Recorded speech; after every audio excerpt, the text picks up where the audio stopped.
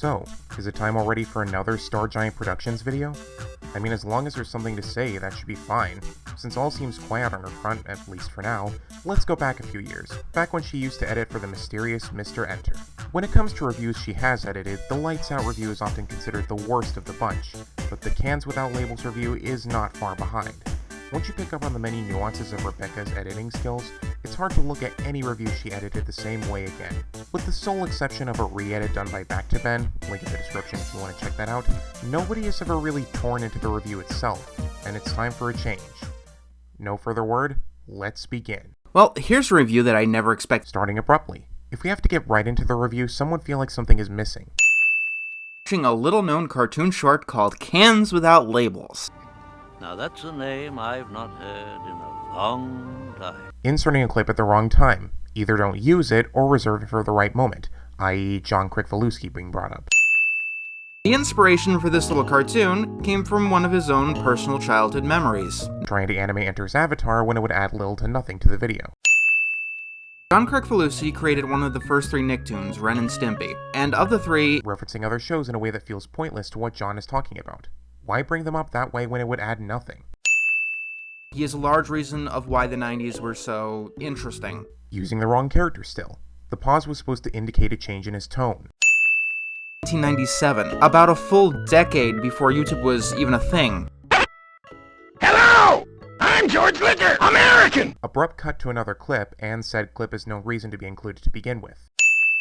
Some very severe allegations. He's been accused of downplaying serious issues by using cartoon characters, and a comedic clip soon to be outdone in See Me, Feel Me, Know Me.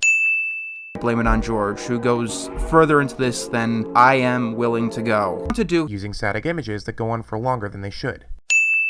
Leaving the title of the video up for a split second, especially if the name was already said verbally. Cans Without Labels, the cartoon short that he made. 3,500 backers pledged around $136,000 to make this thing happen. Poor timing of avatars and images. Eddsworld Legacy, an Indiegogo project, earned $83,000 back at a similar time. It only took them 4 years to get their project done, and they got 5 episodes and more shorts done. Using unedited footage for too long, and the only transformative element is the avatar. These cartoons were in a 4:3 aspect ratio, which is why you have the black bars on the sides when you upload them to a place like YouTube. But standards change over time. Why do the arrows remain on screen when their purpose was already fulfilled? It's uploaded. Nobody cares about your ability to stretch video clips. Either that, or doing it was pointless to begin with. The unflattering parts of 1930s animation that nobody wants around anymore. Either that man's face is unflattering, or Rebecca never bothered to find something from the 1930s that was unflattering. Tons and tons of internet animators have come to the conclusion that stupid faces equals jokes. Like, all the time. How do you go from a reasonable example to one that doesn't even fit in the slightest? Stimpy was definitely known for its bizarre facial expressions. Apparently, the craziest Ren and Stimpy facial expressions were only in the intro. Interesting. The other problem here is that the animation on the characters kind of fluctuates way too much. Like, in one frame it'll be one expression, then in the next frame it'll be another expression, even with a different body position, all mashed together. Using the wrong clip to demonstrate John's point, making it seem like he's talking nonsense. Most people because the jokes took forever to get to the point, because there was just too much fluff in it. That better not be your watermark, otherwise it makes the clip look inconsistent. Oh, that face better be gone. You saw that, right? I guess Rebecca really wanted to see George Licker's ass, which is why we got that awkward cut.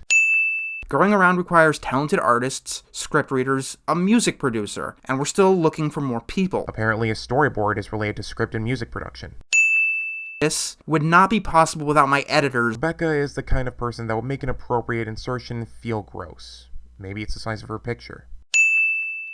Do you think I drew my own avatar? No, I didn't. And I didn't draw my last one either. The one I did draw looks like shit. She used a troll edit of Enter's first avatar. Using 2 avatars and not making it clear which one John was referring to. I am starting to miss Johnny Test's whip crack, to be totally honest with you. No, Rebecca, he didn't, and I don't think he would have wanted you to put that whole video in any capacity either.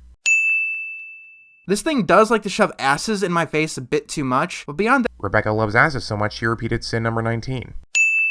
this better be the best damn network that I've ever seen, Christian or not. I am holding you to that. Such terrible flow with the abrupt appearance of that image is a truly foul sin. That's one sloppy end cap. More shameless self-promotion, especially with the size of your avatar. Enter's avatar appears suddenly at the very end. Cannot possibly be a mistake. An amateurish fade out, as in not everything faded out at once.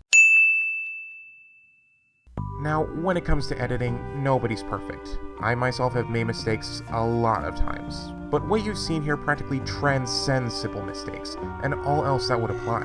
There may be more sins that were either missed or lumped into a single category, but I don't want to keep you all here for too long, so you get the idea, hopefully.